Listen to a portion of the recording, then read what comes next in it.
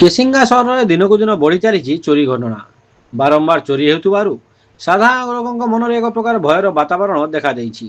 ଚୋରି ରୋକିବା ଓ ଚୋରଙ୍କୁ ଧରିବା ପୁଲିସ ପାଇଁ ଏକ ପ୍ରକାର ଚ୍ୟାଲେଞ୍ଜ ହୋଇଥିବା ବେଳେ ଲୋକଙ୍କ ମନରେ ଅସନ୍ତୋଷ ବଢ଼ିବାରେ ଲାଗିଛି। ଗତ କିଛି ଦିନ ତଳେ ୱାର୍ଡ ନମ୍ବର 4ର ଜଣେ ବ୍ୟବସାୟୀଙ୍କ ଘରୁ ଚୋରି ହୋଇଥିବା ବେଳେ ଏବେ ଆଉ ଏକ ଚୋରି ଘଟଣା ସାମ୍ନାକୁ ଆସିଛି। କେସିଙ୍ଗା ୱାର୍ଡ ନମ୍ବର 10ର କଲେଜ ରୋଡ ଠାରେ ଭଡ଼ା ସୂତ୍ରରେ ରହୁଥିବା ଯୁଗଲ ଅଗ୍ରୱାଲଙ୍କ ଘରେ ଚୋରମାନେ କଳାକନା ବୁଲାଇଛନ୍ତି।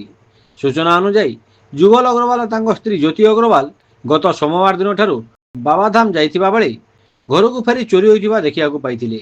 ଚୋରମାନେ ଘରର ଏକ କବାଟ ଭାଙ୍ଗି ଘରୁ ପ୍ରାୟ ନଗଦ 4.5 ଲକ୍ଷ ଟଙ୍କା, ସୁନା 15 ଗ୍ରାମ, ରୂପା 300 ଗ୍ରାମ ଓ ଏକ ଲ୍ୟାପଟପ୍ ନେଇଯାଇଥିବା ସୂଚନା ଦେଇଛନ୍ତି ଯୁଗଲ ଅଗ୍ରୱାଲ।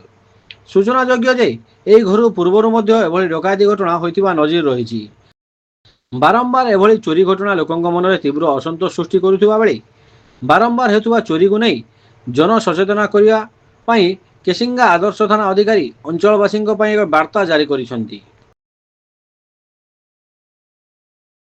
जुगल अग्रवाल आम एक्चुअली बाहर के जाइलु बाबा धाम काली राति 1:30 बजे रिटर्न आलु देखलु जे घर ताला भंगा होता तो फिर पुलिस के भी आम संगे संगे इंटीमेट करूँ आ भितर आमर ताला भांगिक चोरी होती पाखापाखि 4.5 ରୁ 5 भितर कैश थिला आ 300 ग्राम पाखापाखि चांदी आ 15 ग्राम पाखापाखि सोना। विशेष सूचना एतद्वारा केसिंगा सहर निवासी समस्त जनसाधारण मानक अवगत निमंते जणाई दियाछि कि जे गत किछि दिन हला केसिंगा सहर रे चोर मानक प्रादुर्भाव बढ़ी चली जहाद्वारा कठिन परिश्रम करी निज निज भविष्यत पर साइती रखिथिबा संचित अर्थ और बहुमूल्य सुना गहना तथा सर्वस्व हरैवाकू पड़ुअछि।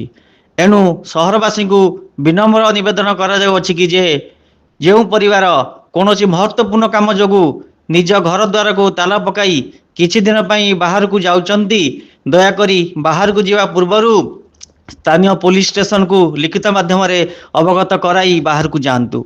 यही घोषणा को गुरुत्व मन करी निज अर्जित संपत्ति को सुरक्षा देवा सहित सतर्कता अवलंबन करंतु। आपन को सहयोग आमर एकांत काम्य। धन्यवाद। आपन को सेवारे केसिंगा पुलिस।